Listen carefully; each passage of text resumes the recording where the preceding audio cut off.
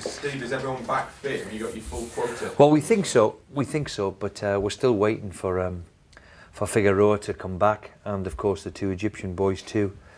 The games was on Tuesday, so they're halfway around the world, so they're actually arriving back in the country today, this evening.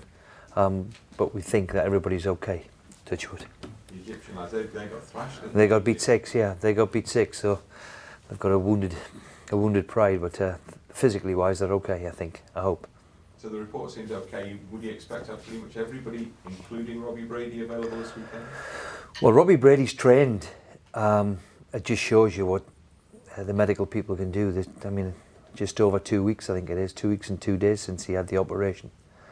But he trained today, and we'll see if there's any reaction, of course. It's still a little bit too quick for Corran and of Chester, but they're out in the grass as well. So that sounds like a bit of a horse, that, doesn't it? But they're out training as well, doing bits and pieces. So hopefully it's not going to be too long before they're back in the squad as well. So do you think Robbie will be in the squad this weekend? As long as he doesn't have any reaction from today, then yeah, he'll come straight back into the squad. Yeah. Which is, you would only have missed him for 1 game. Then. Well, it's as I said, it's quite remarkable now what the medical people can do to fix a. Well, it's labelled as a hernia. It's not quite a full-blown hernia, but in football terms, the label is a hernia. To be playing within 2.5 weeks just to show us today what they can really do. Fantastic. The concern wouldn't be worth the risk if he wasn't quite there, would it? Well, it's one of them injuries that you either can play with it, and it's right. And he's been in a pain for 3 weeks, so he's pain free.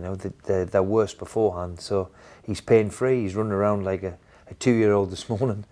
Let's hope he stays that way, and he's okay if there's no reaction. It's a game where the 2 sides so closely matched in the table. To say that at this stage of the season that you're that close to Everton is a bit of well, it's remarkable because Everton are a fantastic club with great tradition, great history, great stadium to go and play, even though I've not won many times there. Some really good players. They're a good team, well-run club, good chairman who is Everton through and through. They are a proper football club and have been for years. And under now Roberto has inherited a very, very good side, and with the addition of Lukaku on deadline day and McCarthy, they've added to their squad, which has been grown very, very well over the last couple of years. Dave Moyes has left a very, very good Everton side for Roberto, and of course new managers come in, different ideas, and they've got off to a great start. So it's going to be a hell of a difficult game, but one, like I always say, we'll look forward to it. Lukaku's one of the big Premier League challenges at the moment, isn't he? Well, he's a hell of a signing on deadline day to bring in somebody like him. He's just played for Belgium in midweek. He's going to be one hell of a player, isn't he? And I rate Everton, maybe why he's got there, that maybe Jose's thought, well, maybe they can go and get a few points off the big boys with him in that team, maybe. And it's pretty shrewd, really, because I think they can. They're a very, very good side. I've seen them play against Newcastle a few weeks ago, and they were excellent. So it'll be a tough game for us. The way the season's gone, though, you won't go with any trepidation, I don't suppose. Well, we're enjoying it at the moment. The big challenge for us is, and I've said repeatedly, we've had a good start. It seems to have been going for months, and we've only played 7 games. So we've got to maintain it. The winter's just about here, and let's hope we can maintain it over the winter period and over the months. That's got to be the aim. Let's hope we can. I'm quietly confident we can, but we'll see what happens. Yeah, because it's stop-start the Premier League season, isn't it? You've got August friendly, September internationals, October, but now pretty much it's clear water. Yeah, there's another one in November, so there's another break then. So there's another 4 games, I think, league games up until then, 4 or 5 league games up until then. So it gives you a little chance to draw a bit of breath, hope that the internationals come back, and it gives you a breather to say, well, is anything we can do, anything we can change? Thankfully, at the moment, we're okay. Let's hope that continues. Just last one on the internationals for me. Roy Hodgson finds himself, it's a bit of a bizarre place he's at the moment, isn't it? It does baffle me, why didn't the front page of the paper just write a fantastic story about the England team instead of writing something negative? the boys okay with it, set out of context or wherever it is. Everybody seems to be okay with the whole situation, apart from us as a nation who have dramatised it again. So I would rather not really comment, because it's not really worth commenting on. Steve, are Everton kind of a blueprint for success? You know, that clubs like Well, I mean, if we can aspire to be Everton, we would be terrific, because I think this year, outside the top 6, Everton are the ones that could seriously mount a challenge to them. I think they're a very, very good side.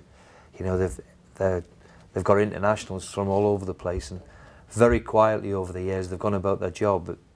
And a big compliment to that is obviously Davy Moyes. The reason why he's got the Manchester job is because of how well he's done at Everton. And all round, it's a traditionally fantastic football club with, as I said, a chairman who thinks of one thing only, that's just how we can improve Everton. And you know, they maybe not had the finance that other clubs have had, but certainly in history and tradition and support, they're a fantastic football club. How far are you down the line with Shawnee Lucas? Well, I'm going after I finish here to go and have a word with my boss and see if there's any developments, and maybe I'll know a little bit in the next few days. We'll try my utmost to try and get it over the line. Let's hope this time next week you can ask me and everything's hunky-dory, but at the minute we're still boxing a bit. Has Nick Proschwitz played himself into the reckoning a bit for the first team? Performances? Well, Nick has had to wait for his chance, a bit like Sagbo, if you like, now this year. You know, we brought him in, and unfortunately, you know, he got sent off in his first game, and he's had to wait for his chance. And I think that's what the squad is all about. You know, they're all waiting and itching for their chance. Certainly, Nick might get it, but you know, it's easy for a manager or a coach at the moment because everybody's doing so well. So you haven't really got to make many changes or look for a winning formula, if you like.